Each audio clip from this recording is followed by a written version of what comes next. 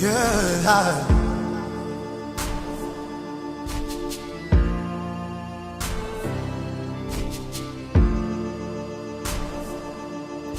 When we all contribute our quota, little drops of water makes us greater. No matter how far we've gone, we can get better. Harnessing our wealth, one business at a time. The power is ours, no one else's, we recognize it. That's why we in this conference and exhibition to ignite change, think, make and grow Nigeria. That's our call to greatness, so come patriot.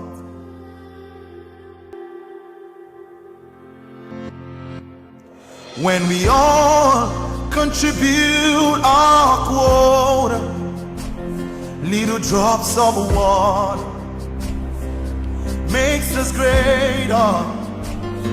No matter how far we've gone, we can get better. Harnessing our wealth, one business at a time. The power is ours, no one else's, we recognize it. That's why we in this conference and exhibition to ignite change, think, make and grow Nigeria. That's our call to greatness, to come patriot. Only we can make Nigeria great. No one else can change our nation's fate. When we're making Nigeria, we make Nigeria. Only we can make Nigeria great. No one else can change our nation's fate. When we're making Nigeria, we make Nigeria.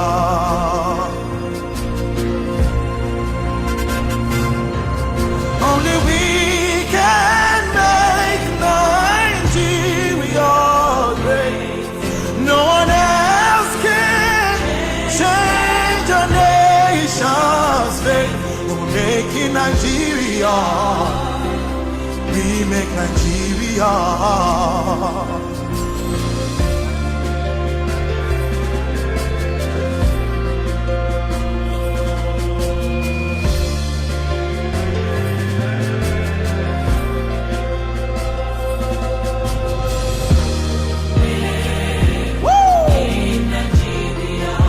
Let a giant rise again.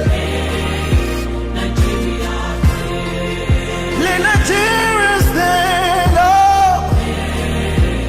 in Nigeria, Think, make and grow Nigeria. Nigeria, Hey, one business at a time, we change Nigeria.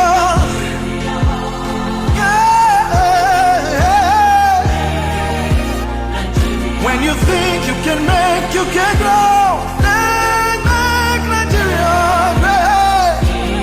Doesn't matter what you do, let's make Nigeria great. Nigeria,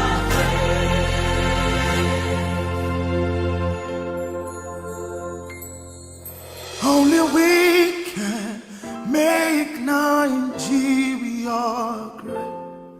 No one else can change our nation's fate. Making Nigeria, we make Nigeria.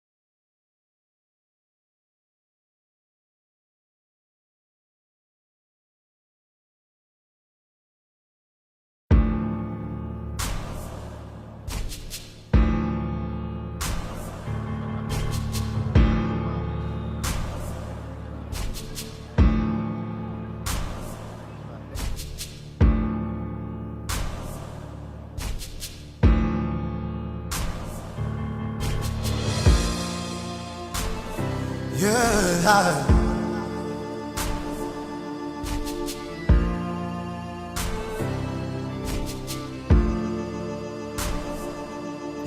When we all contribute our quota, little drops of water makes us greater. No matter how far we've gone, we can get better. Harnessing our wealth, one business at a time. The power is ours, no one else's, we recognize it. That's why we in this conference and exhibition to ignite change, think, make and grow Nigeria.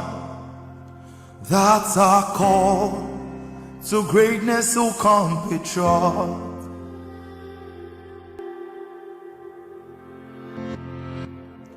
When we all contribute our quota, little drops of water makes us greater. No matter how far we've gone, we can get better. Harnessing our wealth, one business at a time. The power is ours, no one else's, we recognize it. That's why we in this conference and exhibition to ignite change, think, make and grow Nigeria. That's our call to greatness, so come patriot. Only we can make Nigeria great. No one else can change our nation's fate. When we're making Nigeria, we make Nigeria. Only we can make Nigeria great. No one else can change our nation's fate. When we're making Nigeria, we make Nigeria.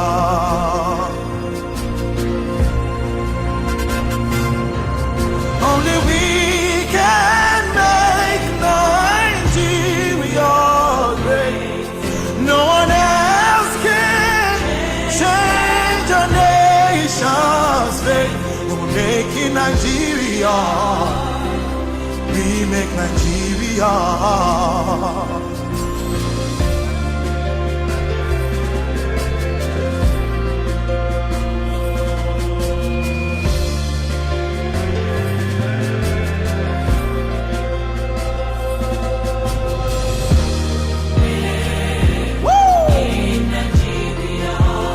Try and rise again. Let Nigeria stand up. Think, make and grow Nigeria. Hey, one business at a time, we change Nigeria.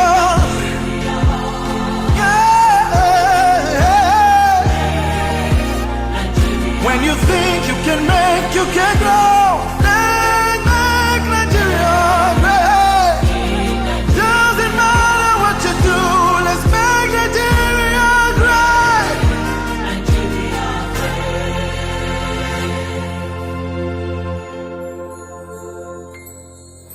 Only we can make Nigeria great.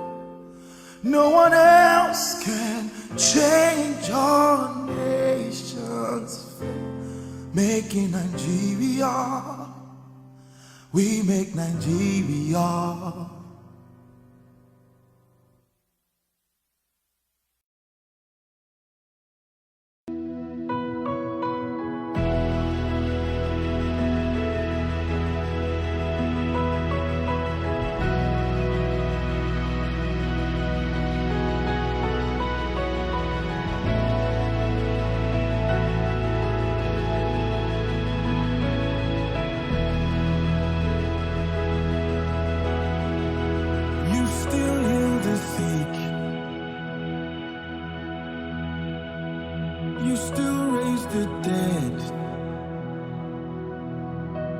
You still do amazing things.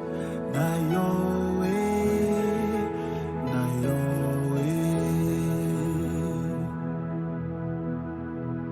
You still hear our prayers. You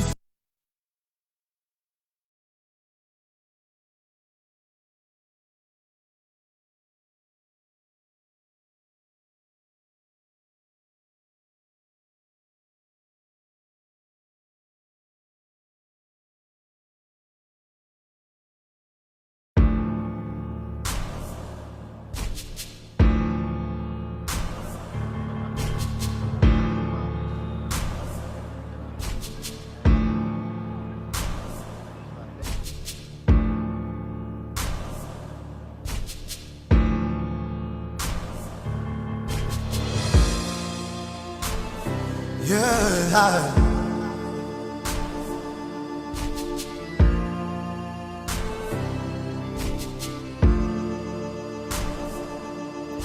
When we all contribute our quota, little drops of water makes us greater.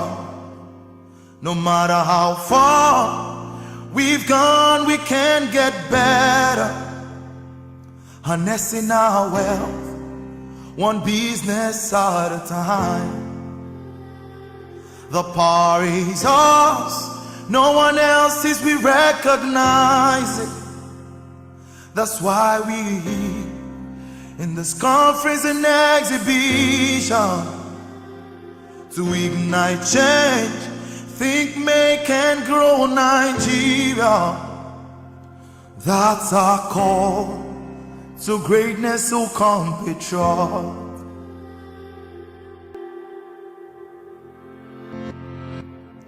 When we all contribute our quota, little drops of water makes us greater. No matter how far we've gone, we can get better. Harnessing our wealth, one business at a time. The power is ours, no one else's, we recognize it.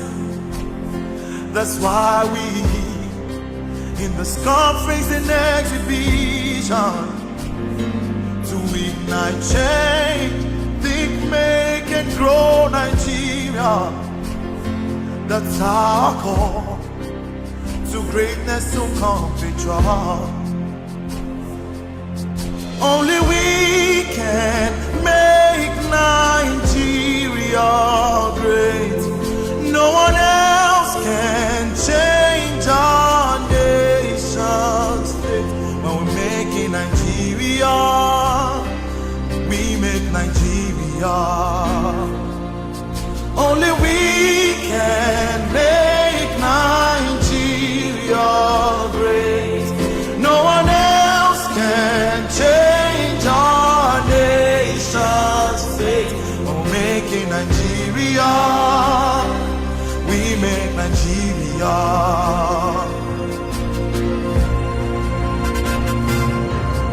Only we Nigeria great. No one else can change our nation's fate. We're making Nigeria.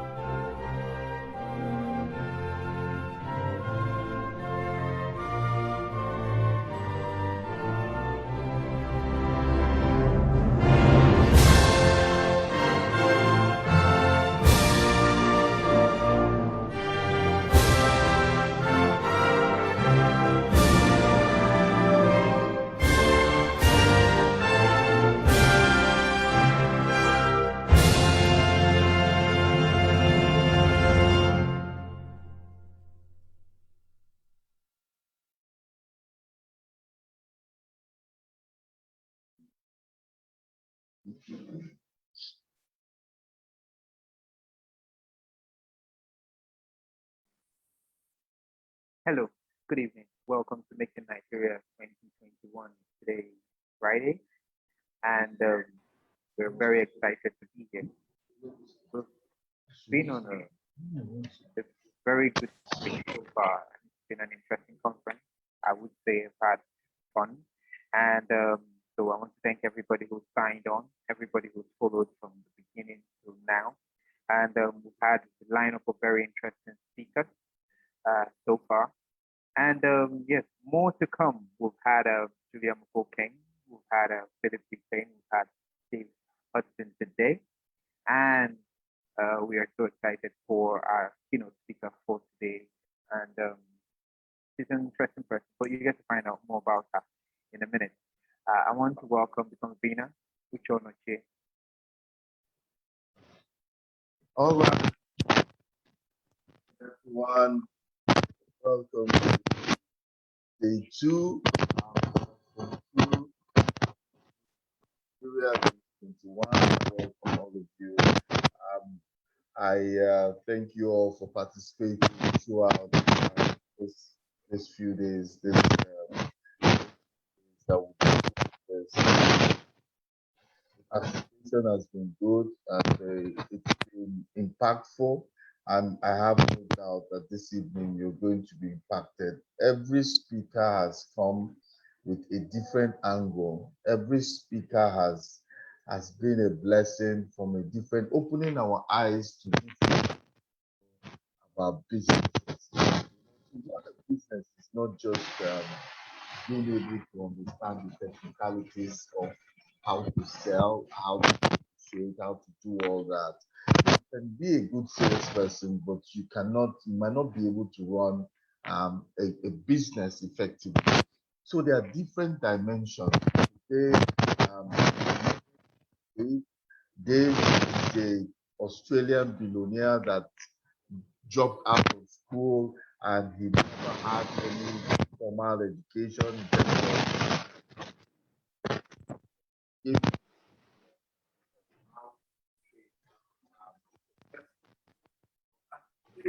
talking about something very important for to the business ecosystem in not just in the Niger Delta, but also in Nigeria as a whole. You can't do only a safe person to be able to do business, and only someone that you can go out and interact, transact effectively. You have to do that, and today this lady is no other person will be in a better position to tell us about our region, about our nation. It's what she does. She's knowledgeable. She's skilled in that. I can't wait to hear her. And also, I hope you guys also need to just listen, take notes, because you can have the best business, but if it's just like a farmer, you can have the best, but if the soil is not good, then that you can never have a bountiful harvest. So I will take notes and think all about it. So one more time, welcome you guys to the second segment. You brace yourself. I have to go back to Nia. Nia, back to you. Okay, thank you so much, sir. Florence Kayemba Bokabasi is a Harvard-trained leader and organizer with 20 years experience working in the media and development sector in East and West Africa, where she has also consulted for international organizations. And she is also a certified anti-terrorism specialist with a specific research interest in preventing and countering violence, extremism, counterterrorism, mass atrocity prevention, disarmament, immobilization and reintegration, and transitional justice and security sector reform in sub-Saharan Africa and the Middle East and North Africa. And of course, she is currently the programs manager at the Stakeholder Democracy Network, an international non-profit organization. And yes, he holds a bachelor's degree in business administration and a master's in security, conflict, and international development from the University of Lancaster, United Kingdom. Thank you so much, Florence, for coming on. And wow, you can have the floor. Well, thank you. Thank you very much for this opportunity to be really on this platform. Thank you, Uche. You know, you and I have known each other for a number of years when you really started out, and it's great to see that it's still going strong. Well, the focus of this paper is really growing businesses in a safe ecosystem. Now, I must warn you, I do not like reading papers, but I am going to try. And I want to tackle this from the strategic level, not necessarily the operational level. And the reason being is that the business community is heterogeneous. It's not homogeneous. You've got the informal sector, you've got the formal sector, and the businesses are really diverse. So to really try to talk about how you can try to grow a business, particularly the details and nitty-gritty of it all, would be an exercise in futility. And that's why I'm going to focus really here on the big picture. So before we begin, perhaps let's look at a definition, that will help put this paper into perspective. First of all, what is an ecosystem?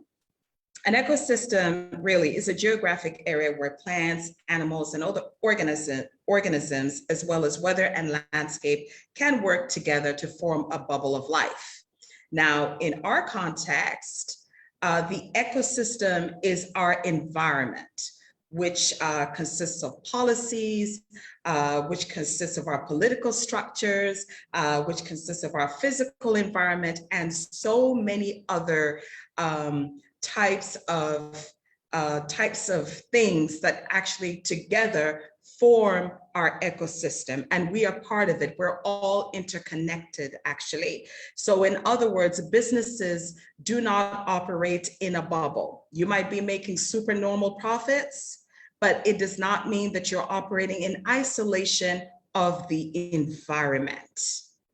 So now, before I get into perhaps some key recommendations as to how we can deal with some of these issues in growing a business at the strategic level, specifically focusing on enabling environment, I thought I would provide a bit of a situational analysis to talk about where we are really as a country. So I'm going to provide some data. I hope that's not really boring because there are going to be a couple of numbers, but I think it's really important if you have a business for you to understand the macroeconomics of where we are. So when things begin to happen around you, you can actually try to connect those dots and really think about what to do, not just as an individual business, but also as a collective. And when I talk about collective, you've got the Port Harcourt Chambers of Commerce, you've got the manufacturing associations, you've got the market associations, and you've got just so many business communities that can actually think about how to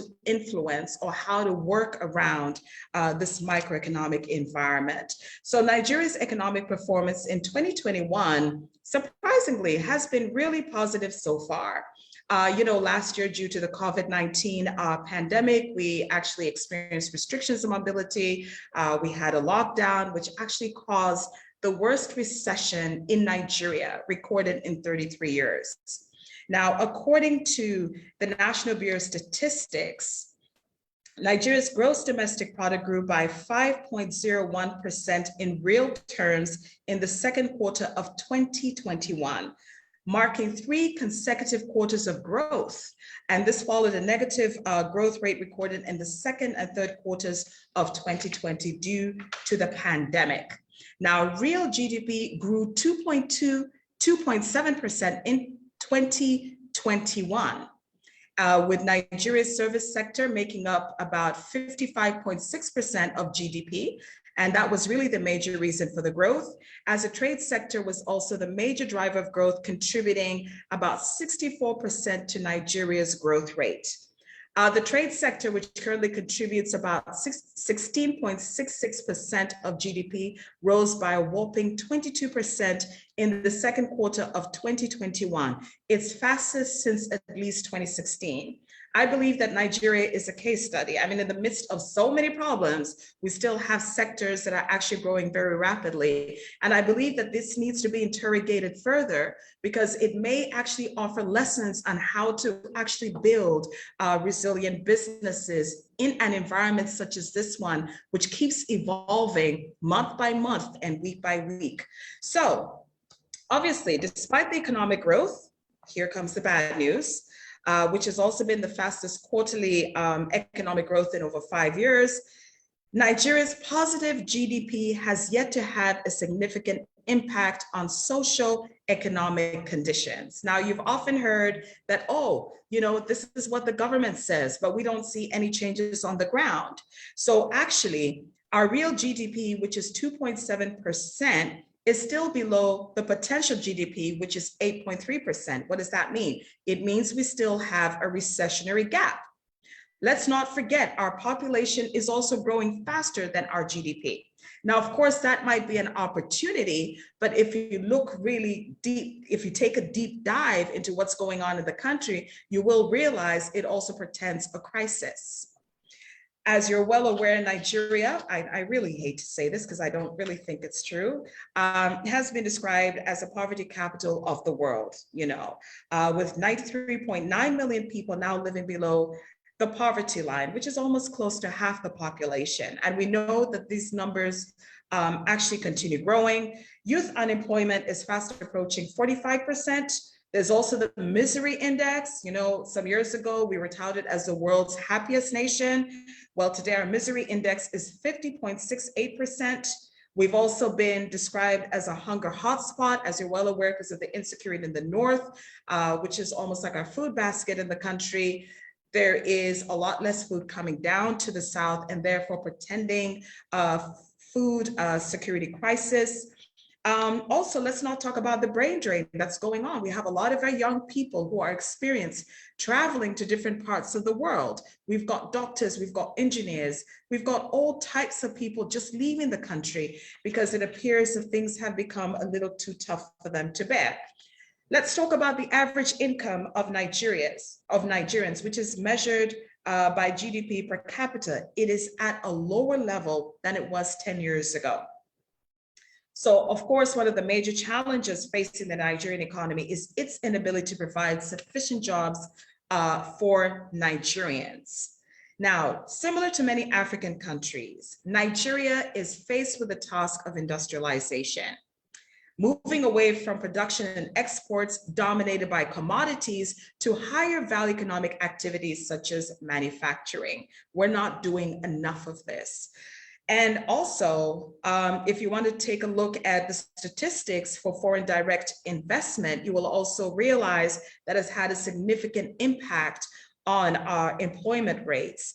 So for perspective, it was revealed that Nigeria received a sum of $875 million of foreign inflows in the second quarter of 2021, representing a significant year-on-year decline as foreign direct investment fell to its lowest level in over 11 years.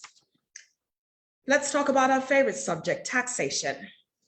Now, businesses in Nigeria are still at a risk of double taxation, and that's not to say it's not been going on, but as you're well aware in recent times, the state and federal governments have been clashing over the right to collect value-added tax. And of course, this is added to uncertainty and a really tough financial climate. I mean, with foreign currency exchange rates fluctuating, with bank regulations changing all the time, obviously it has made it very hard for businessmen to try to cope with the ever-changing policies. And just a bit of detail, you know, on September 10th, the Lagos governor signed a law that allows Nigeria's richest state, rather than the federal government, to collect VAT generated there. And then also, the Rivers State Governor, Nyesom Wike, threatened to shut down companies that don't pay VAT locally, while the federal government has requested that companies continue to pay the tax to it as usual. That's a lot of confusion right there. And of course, if you're looking to grow your business, if you're doing your forecast and you're within this sort of quagmire, what do you do? This is the reality of our macroeconomic ecosystem.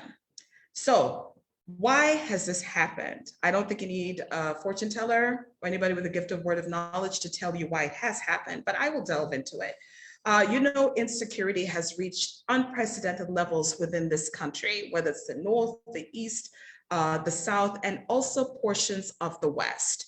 And this insecurity has manifested itself in many, many ways. In the Northeast, you have got the Boko Haram insurgency, which also has Ansaru, it also has ISWAP as a part of it.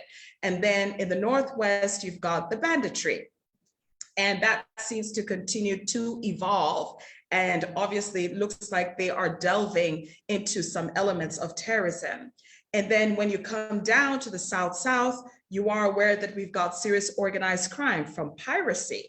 And in case you're not really aware, but we recorded the highest piracy rates in 2020. When I say we, I mean the Gulf of Guinea. It is still the biggest piracy headache vessels face.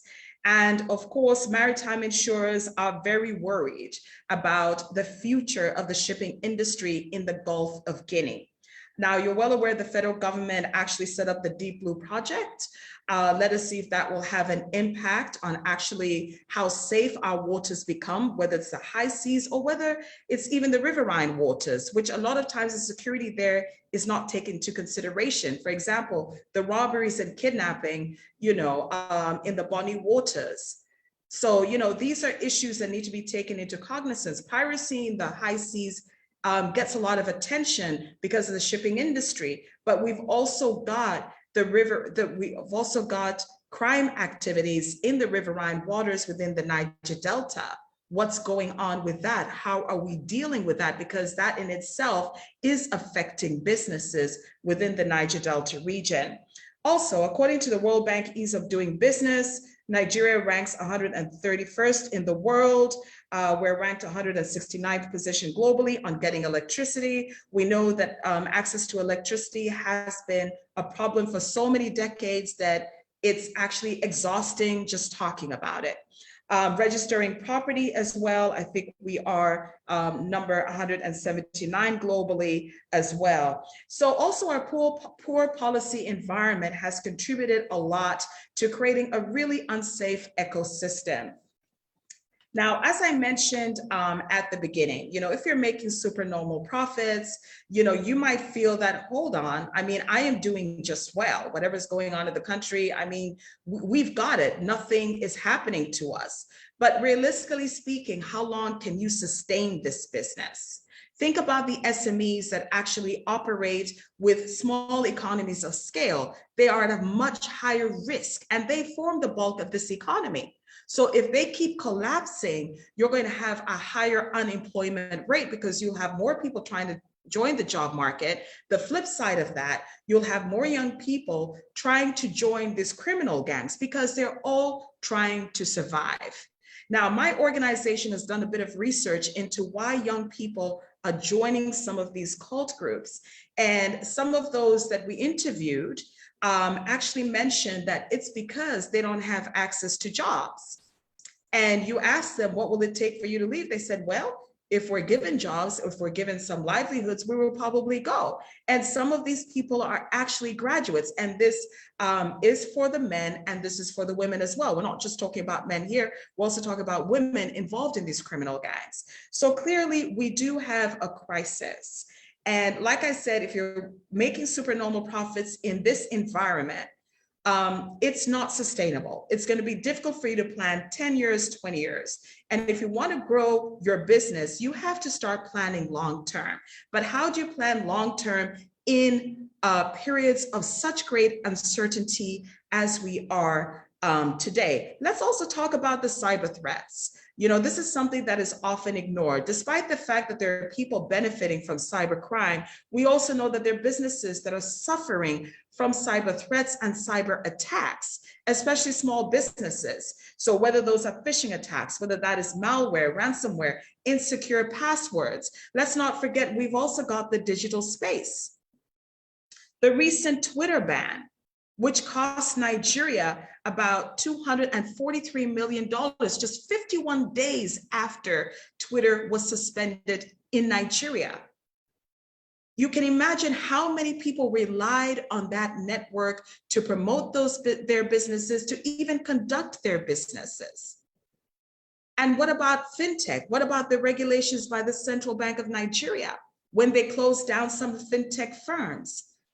So I think for me, the haphazard ways in which our governments are dealing with our economic environment, being reactionary and not necessarily being proactive, is a problem and will affect the way you grow your business. If we talk about the Niger Delta, regionally, do we have a blueprint? Let's not talk about our individual states. Let's talk about the region. Do we actually have economic blueprint? What is our direction?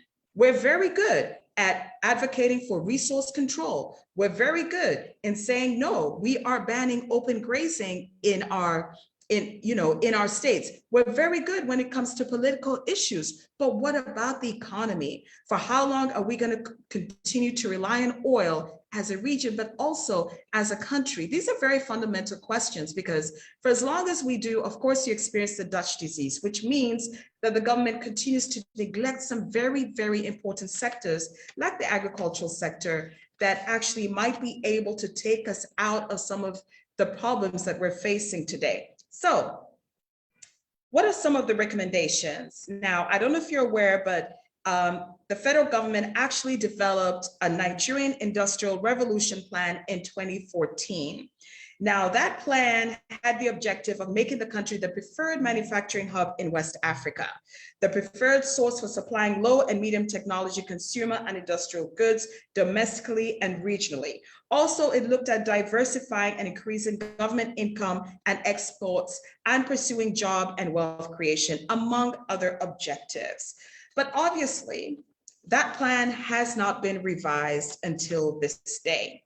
And of course, the current and external realities means Nigeria should actually review it right now. For example, we've got the launch of the African Continental Free Trade Area, which aims to gradually eliminate tariffs on over 90% of goods and services produced and traded within the continent. Have you asked yourself, as a business, no matter how small you are, no matter how large you are, what are the implications of this launch on our businesses? How does it affect me as a business? But even better, how does it affect us as a collective?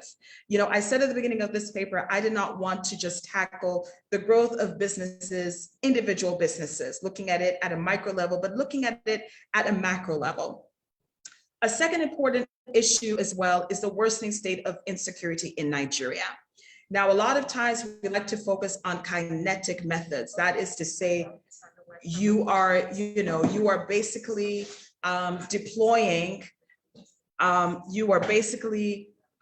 deploying, sorry, that is my iPad. I think that is Siri going off. So you are basically deploying the army, you're basically deploying the police, because that is basically a short-term measure to try to stabilize an area.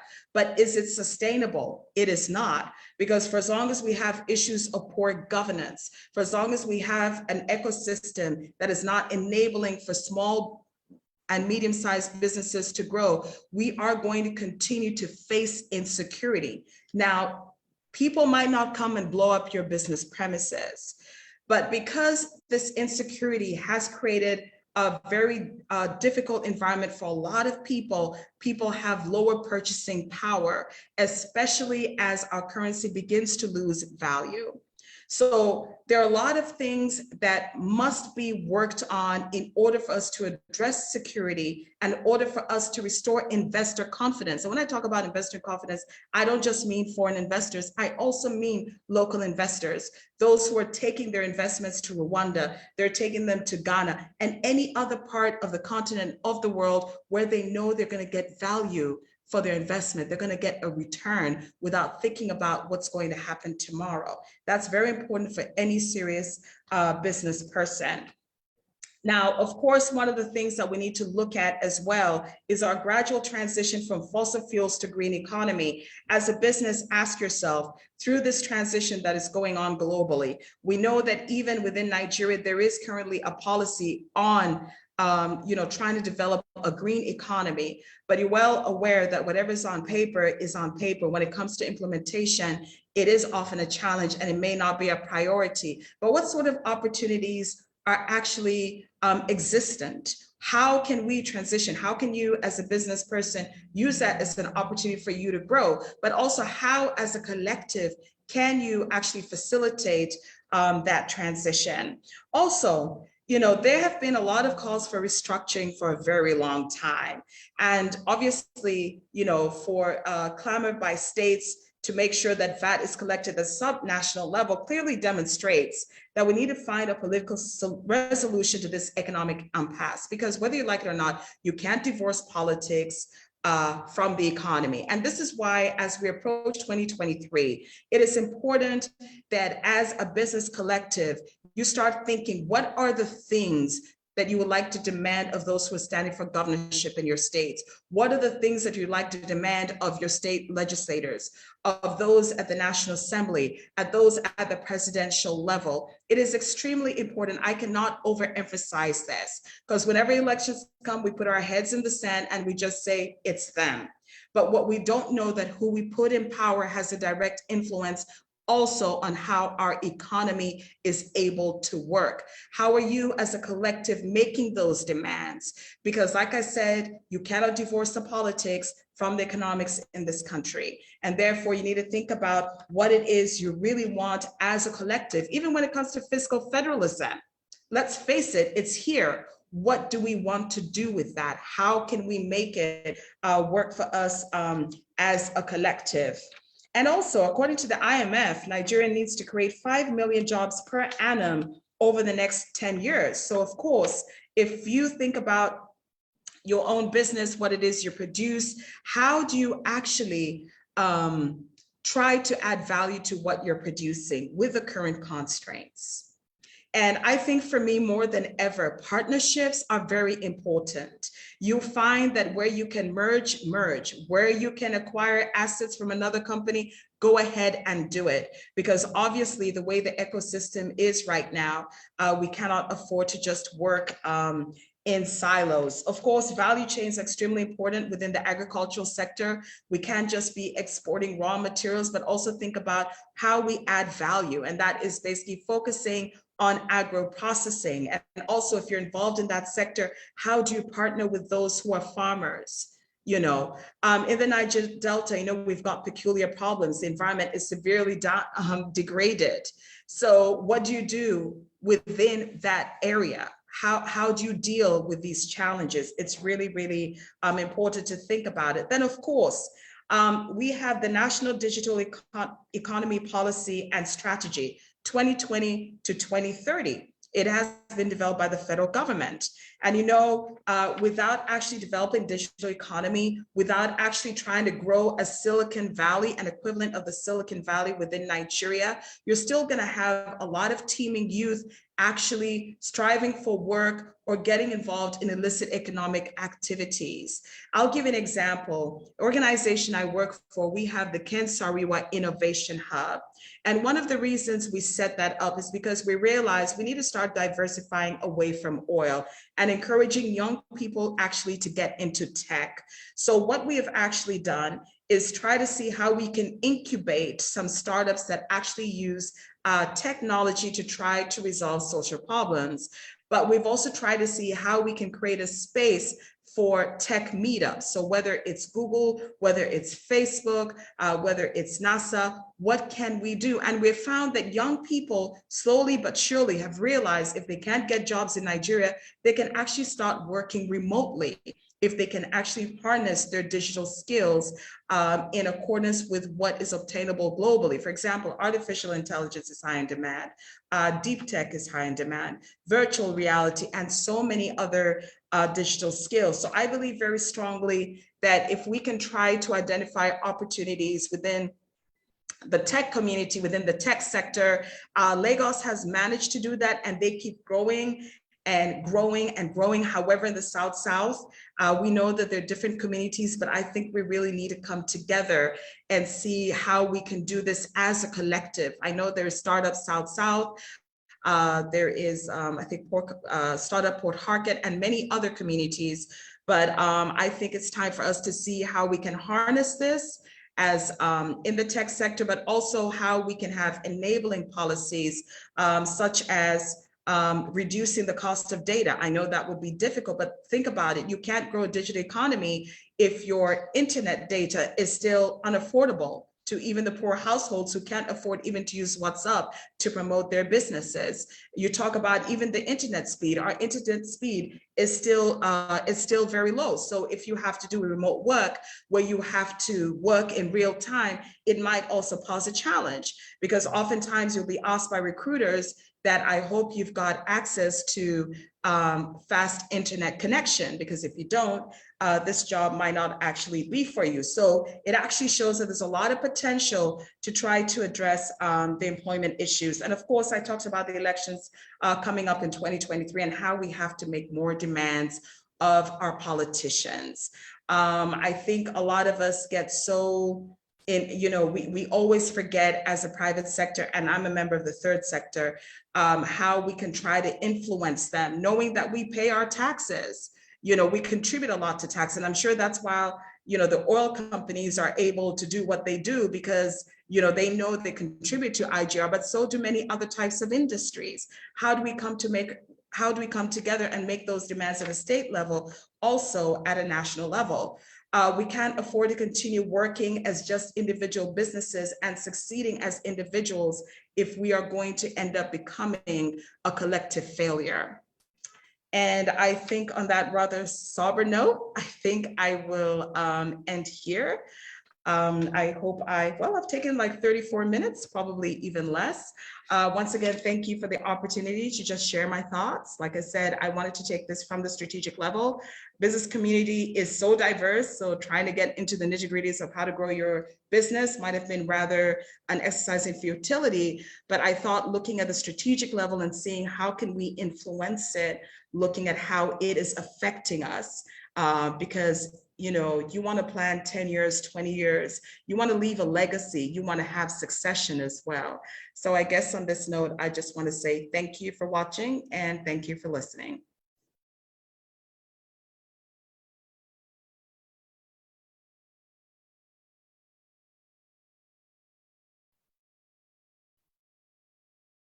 Wow, thank you so much, Florence, for that.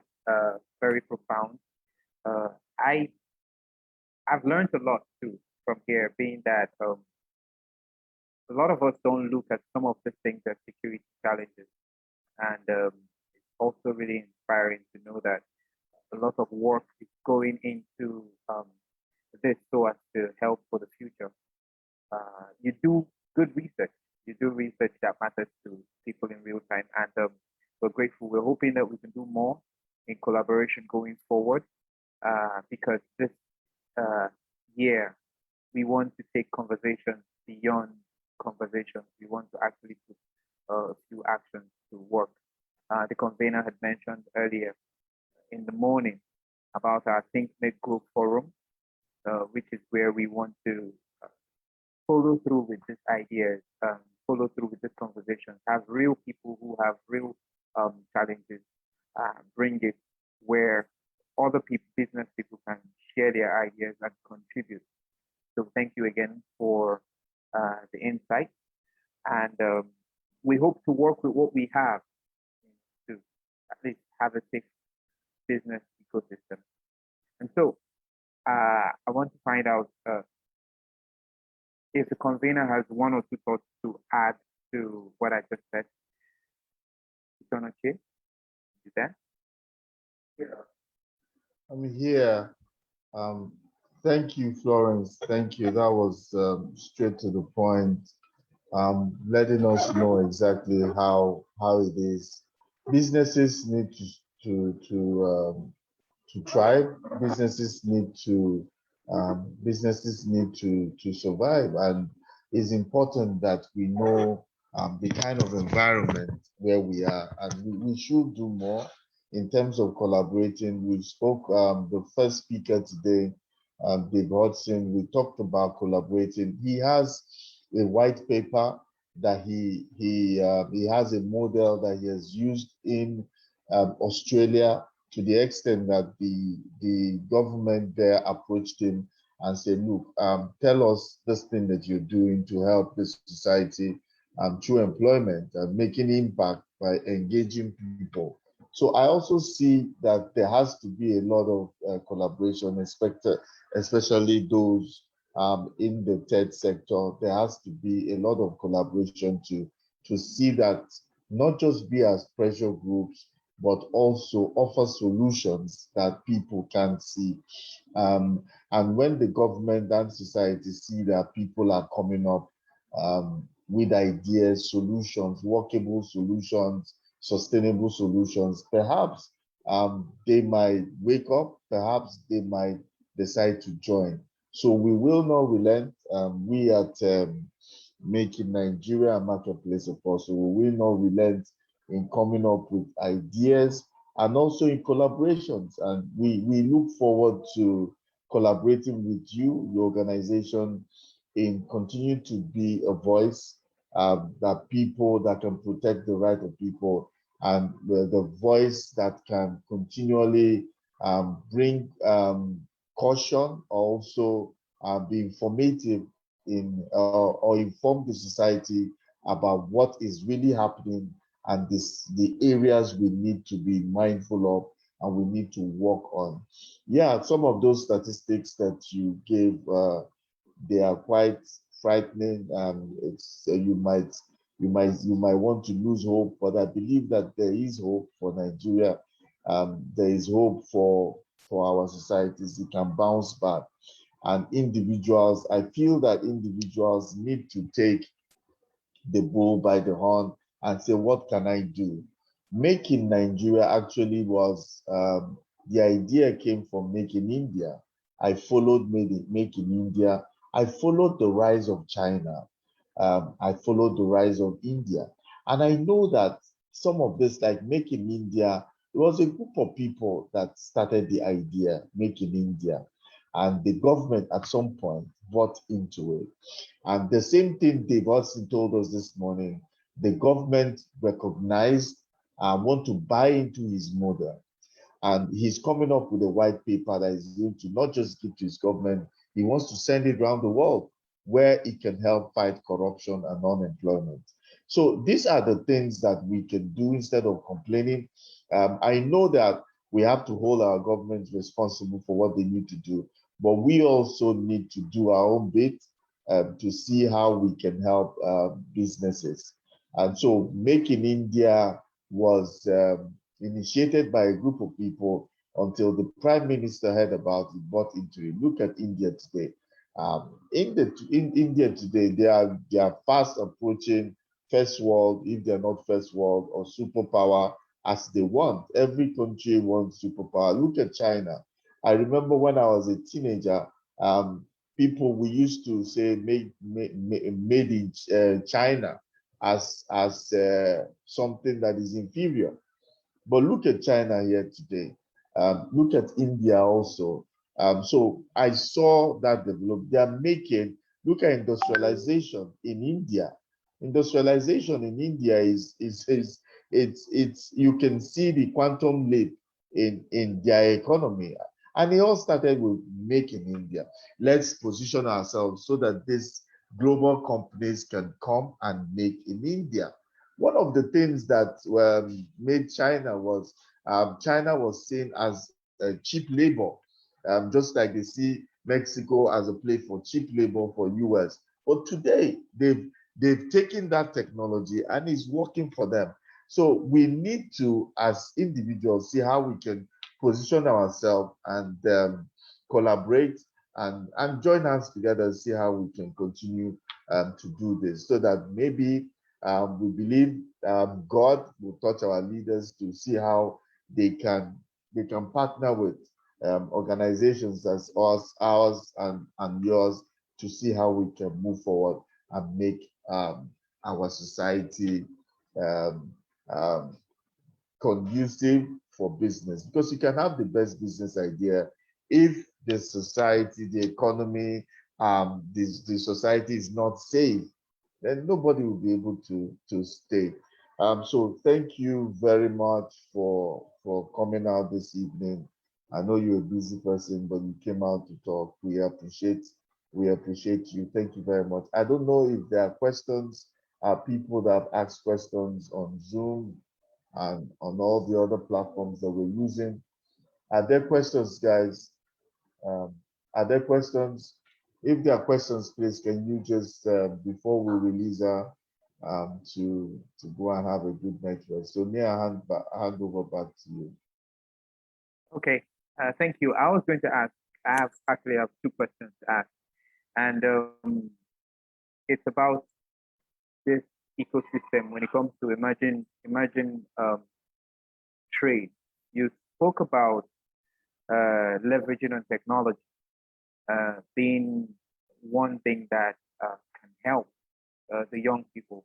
I understand that leveraging on technology somehow levels the playground, because we're in Africa, we're in Nigeria, and our competition is not Nigeria. Our competition, obviously, we want to make it up the ladder. We now can say this is the first world, this is the second world, and somehow third world. Some people don't want to accept third world, but it's our reality.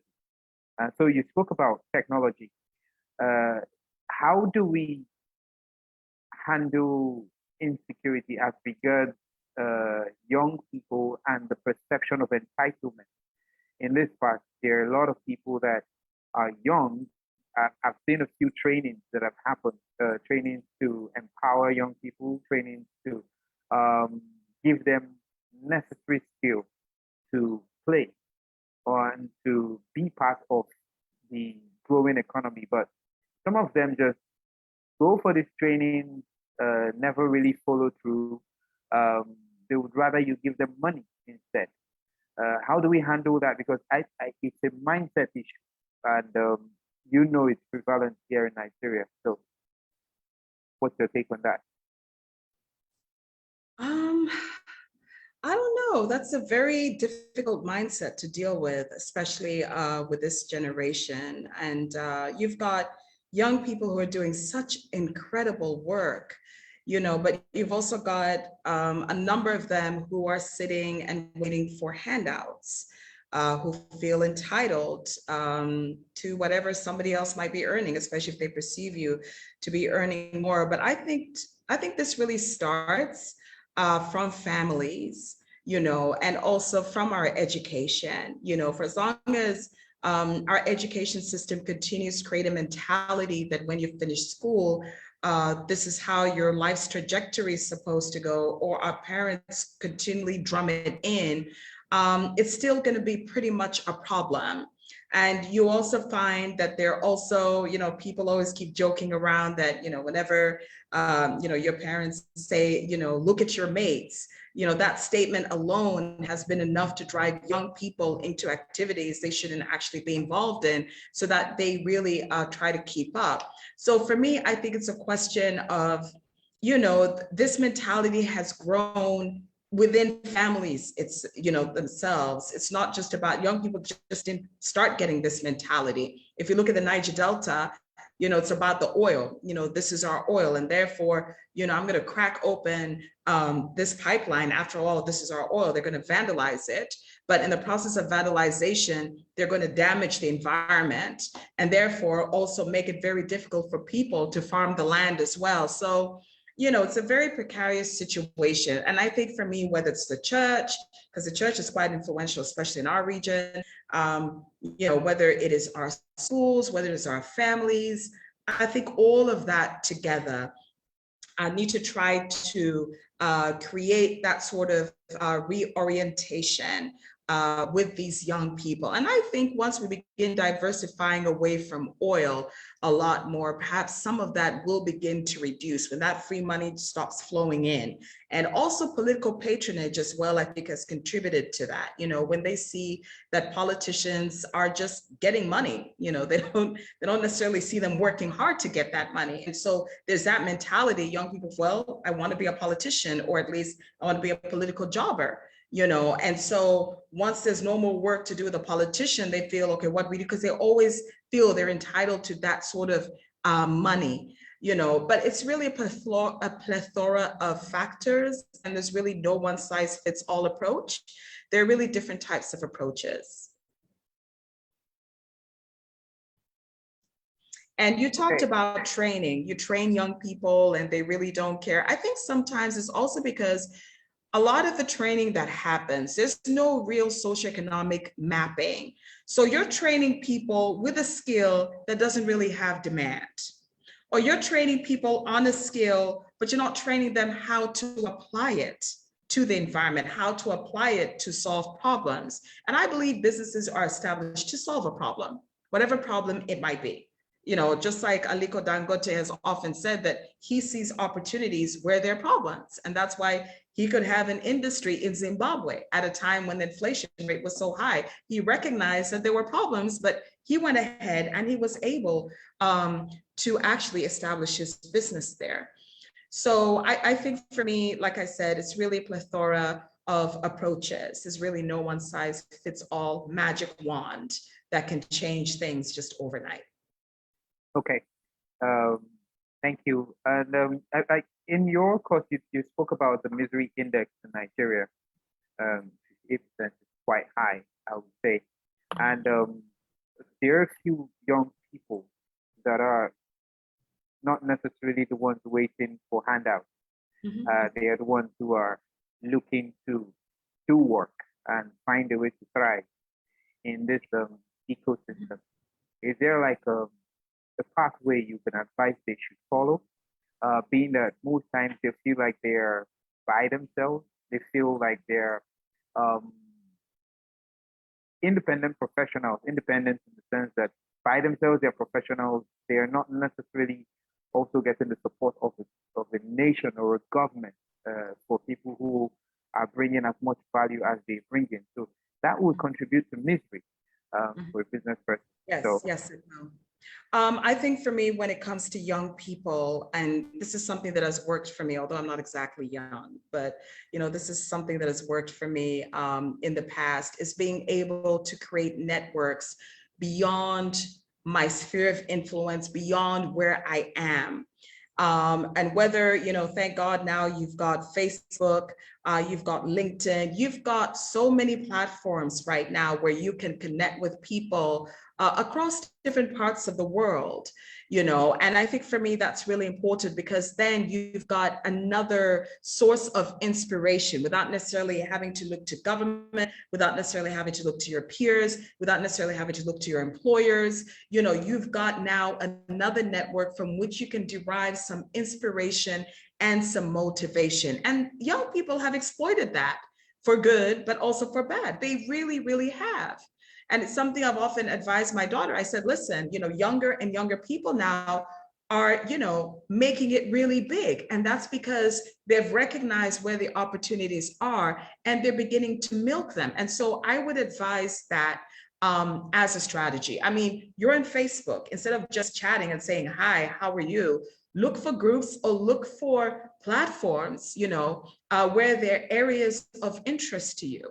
And that's how you start building these networks. And they don't have to be Nigerian, start, thinking outside this geographical territory. I think for me, that's extremely important. And it's of really great inspiration, such that now some people don't even think they need to travel anymore. They just sit there, they've got their networks globally, and they're doing what they're doing. Thank you. Yeah. Thank you so much. I think there are other questions. I see some other questions in the chat box. Okay. Yes, I think there's one here. From your experience in this space, what nuggets would you give to a young person aspiring to be a part of the government with a strong drive to make a change? Well, first of all, you've got to start where you are, which means even within your community. Are you a member of any committee? I believe if you want to try to influence change, you have to start from the micro level. And the reason why this is really important is because you can make your mistakes and learn important lessons, that you will find will be very valuable to you in future. Now, when you say you want to be a part of the government, do you want to be there as a technocrat? Do you want to be there as a politician? Do you want to be there because, you want an elected position or you want to be appointed? You've got to think very critically what it is that you want to contribute. And like I said, there's so many platforms right now, so you've got to think about what you want to contribute, how you want to contribute, how being a part of the government can drive that change. However, I also have news for you, that there are people who've often said, maybe if I'm a part of it, I can actually make the change. But at the end of the day, they ended up being a part of a dysfunctional system that they couldn't change at all. So sometimes it's better for you to be on the outside. For example, maybe a part of the third sector, the civil society is actually a very good platform for you to learn how to actually influence government and understand how it works, so that if you really want to be a part of it, it becomes easier for you to manage your expectations and easier for you to understand what gaps you want to fill. That really depends on your motivations. I don't know if there are any more questions. I'm afraid my time is almost up. No, there are no more questions on Facebook, and there are no more questions on Zoom. Thank you so much, Florence, for doing justice to the subject. And we're grateful to have you. And going further on our faculty session, we'll reach out to you to get more knowledge and more ways we can collaborate with you going forward. Thank you so much for being part of Making Nigeria 2021. Well, thank you. Thank you. I appreciate it. Thanks. Okay. Thank you, Florence. Thank you. It's nice having you. Surely we'll, like Nia said, we will approach you. Already see you as part of the faculty. What the faculty does is that we approach people when we have trainings or when we have areas where people specialize in, we reach out to them, people that have been in our program, because we need to, we just look at all the resources that we had. This is our 11th year, and many people have been here to speak. We can imagine the wealth of experience that we can use to make that change. So we came up with the faculty, and faculty are all of you that have spoken, that we now want to use it now to specifically bring about change in certain sectors and certain areas. So we're glad to announce to you that you are part of our faculty. You will surely hear from us and get a letter from us. Florence, thank you. We have to release you now. Thank you so much for coming. Thank you so much for accepting. We appreciate it. Thank you. And have a great day. Sure. You too. Have a great evening. Thanks. Thank you. So, to those of us still on, I just want to thank you for coming. We just want to share some of the things that we have done and some of the things that we will do. Making Nigeria ends tomorrow, but it doesn't have to end tomorrow. So our motto is the make TMG model, which is make, think, make, and grow. It continues. We're going to have a think, make, and grow forum every month, where you've heard me talk about this faculty. We'll bring all this faculty, people that have been in our meetings, in our trainings, to come, and when they come, they can continue to teach. Because we need to be intentional about ideas, bringing ideas that work. There's something that happens to you when you hang around, um, wise people. You begin to think that you're wise. You not think, you begin to feel that you're wise. And after a while, you become wise. When you hang around rich people, you begin to have there's this pep to your step, and you begin to feel that maybe the potential is there, the possibility is there. And yes, it is. The same thing happens when you hang around people and platforms that are promoting change, that are promoting entrepreneurship. We begin to have ideas. Make in Nigeria, Think, Make, Grow is our model. We want to have this TMG model and TMG forum every month, where we can help people think, where we can also help you to make, and where we can help you to grow and scale your business locally and internationally. And we already have the faculty. We've done, apart from this program that we've done, this is the 11th edition. We have done this for close to 20 years. So we have materials for 20 years that we can use and continue to use to groom people.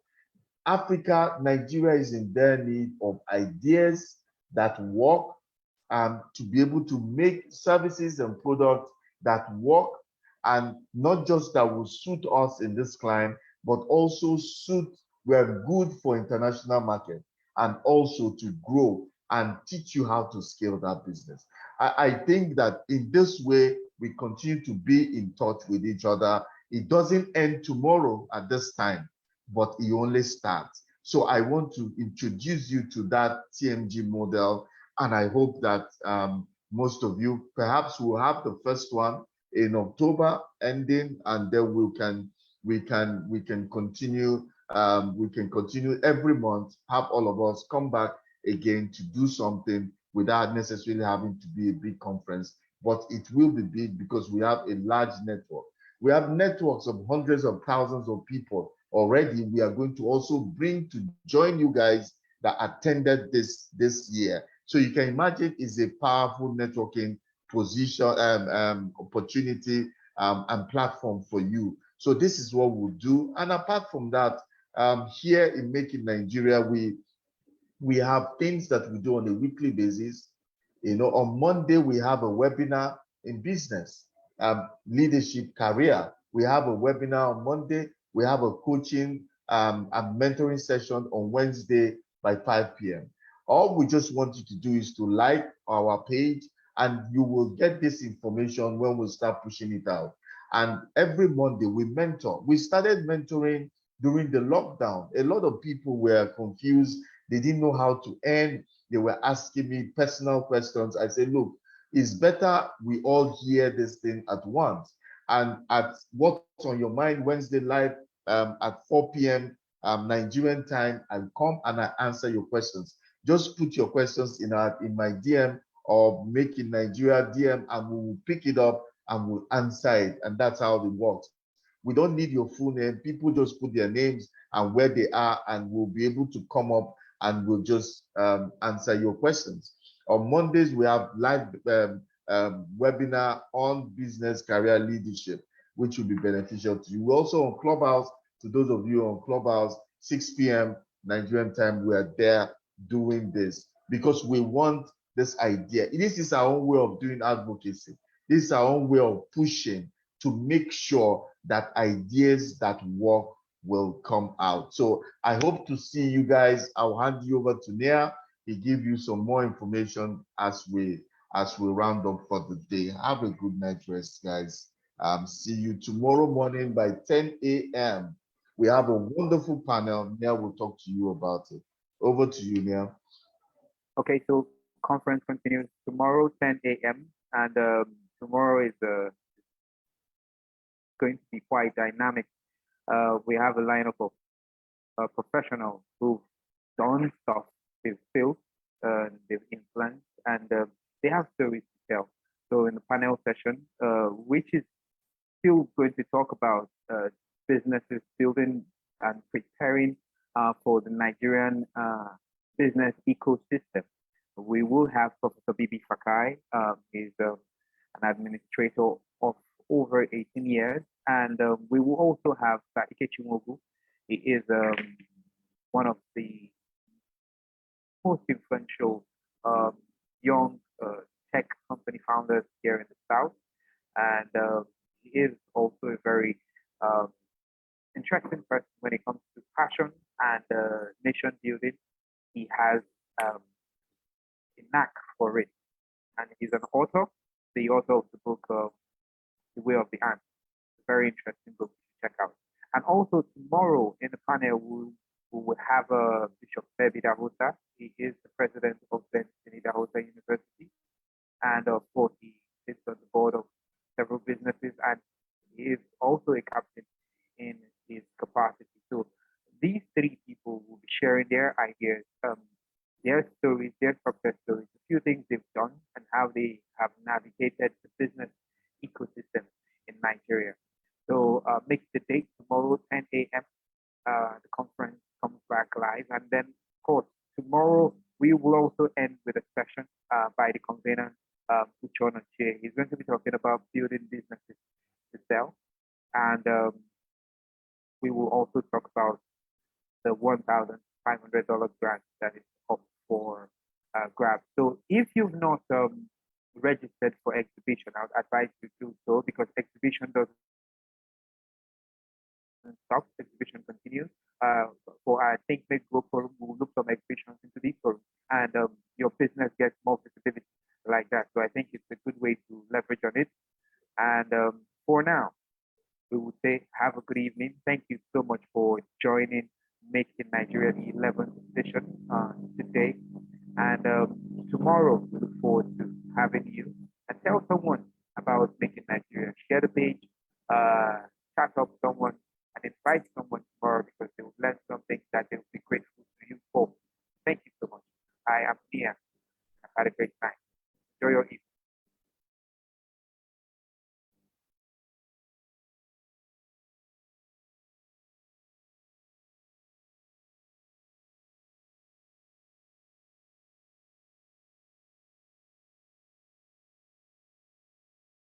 We make Nigeria.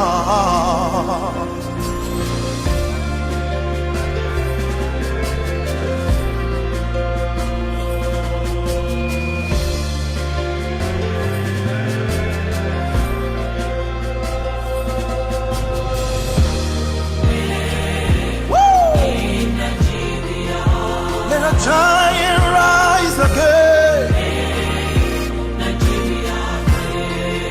Let Nigeria stand up. Think, make, and grow Nigeria. Hey, one business at a time we change Nigeria.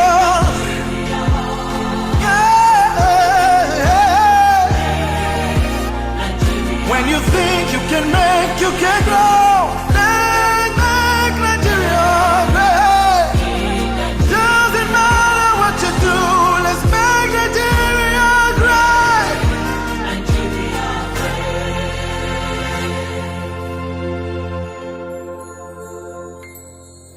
Only we can make Nigeria great. No one else can change our nation's fate. Making Nigeria, we make Nigeria.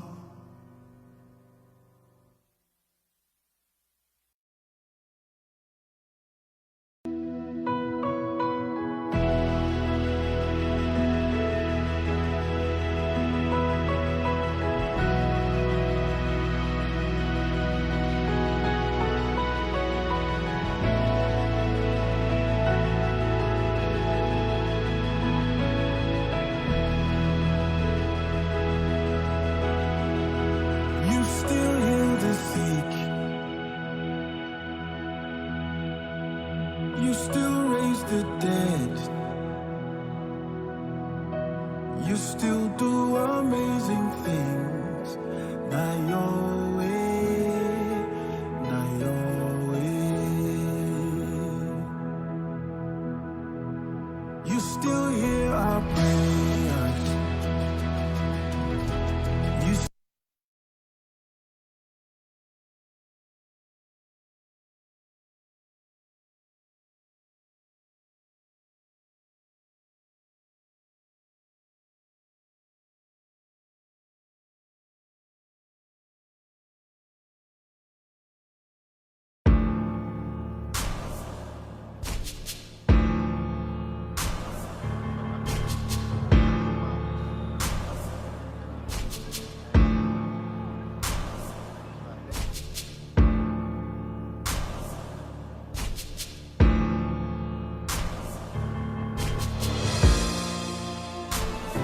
yeah.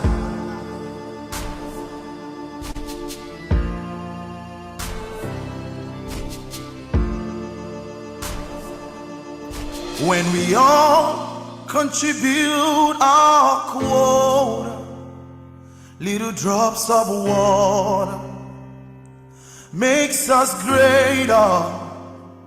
No matter how far we've gone, we can get better. Harnessing our wealth, one business at a time.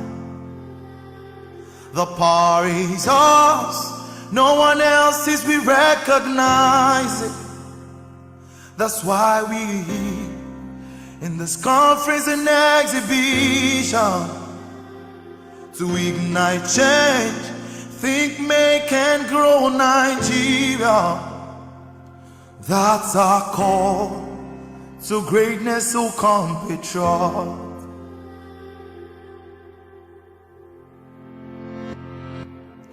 When we all contribute our quota, little drops of water makes us greater. No matter how far we've gone, we can get better. Harnessing our wealth, one business at a time. The power is ours, no one else's, we recognize it. That's why we in this conference and exhibition to ignite change, think, make and grow Nigeria. That's our call to greatness, to compatriot. Only we can make Nigeria great. No one else can change our nation's fate. When we're making Nigeria, we make Nigeria. Only we can make Nigeria great. No one else can change our nation's fate. When we're making Nigeria, we make Nigeria.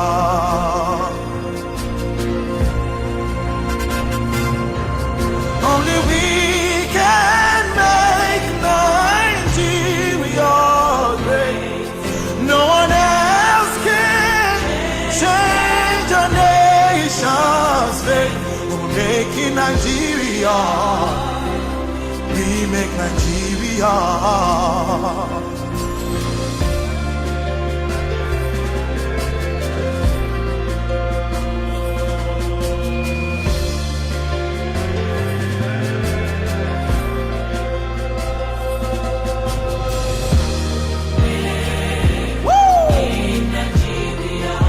Let a giant rise again. Let Nigeria stand up.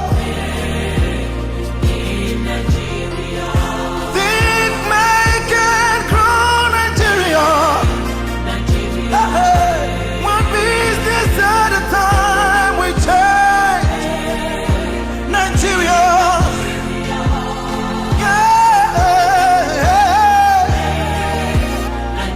When you think you can make, you can grow. Let's make Nigeria great.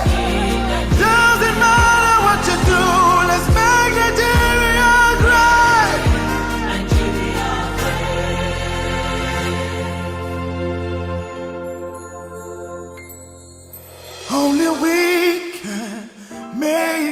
Nigeria great.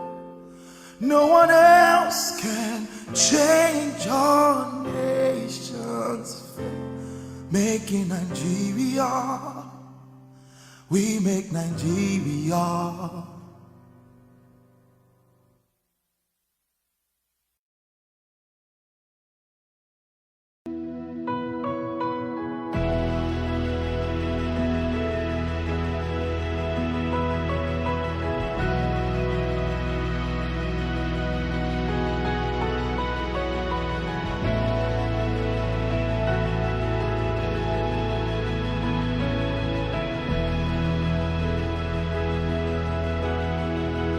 You still heal the sick.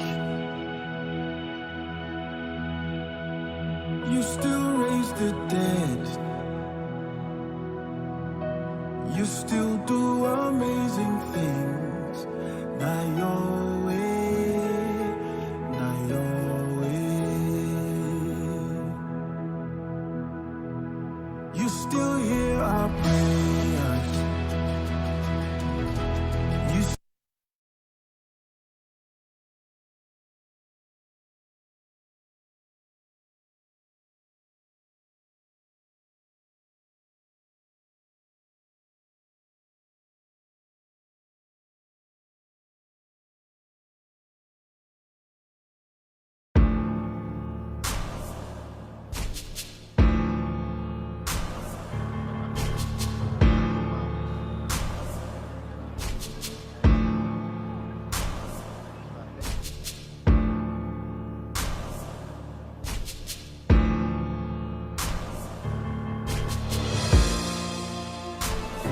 yeah.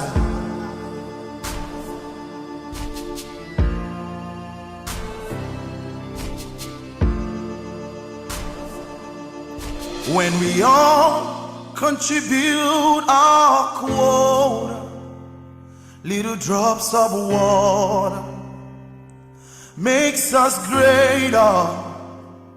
No matter how far we've gone, we can get better. Harnessing our wealth, one business at a time. The power is ours, no one else's, we recognize it. That's why we in this conference and exhibition to ignite change, think, make and grow Nigeria. That's our call to greatness, so compatriot.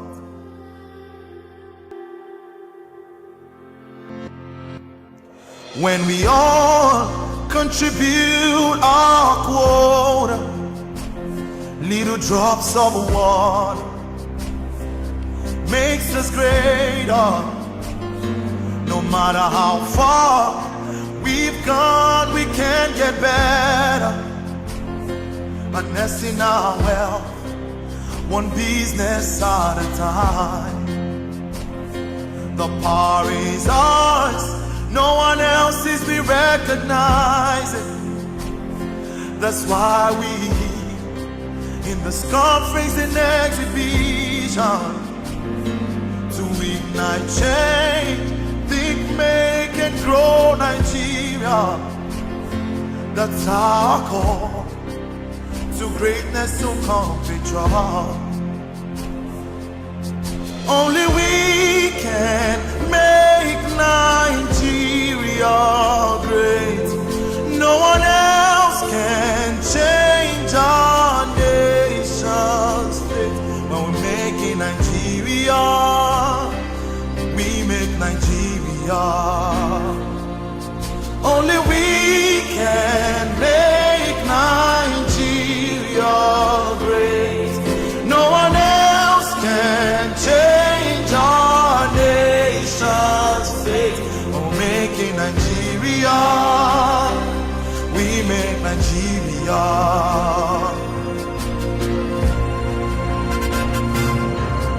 Only we can make Nigeria great. No one else can change our nation's fate. making Nigeria.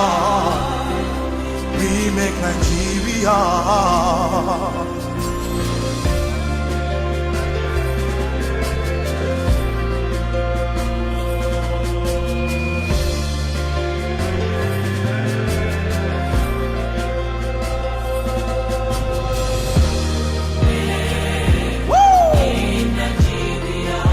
Let a giant rise again. Let Nigeria stand up. Think, make, and grow Nigeria. Hey, one business at a time we change Nigeria.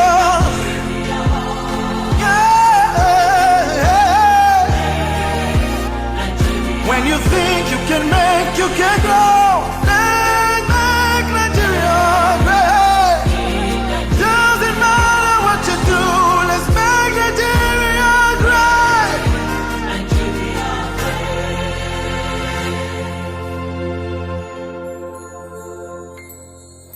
Only we can make Nigeria great.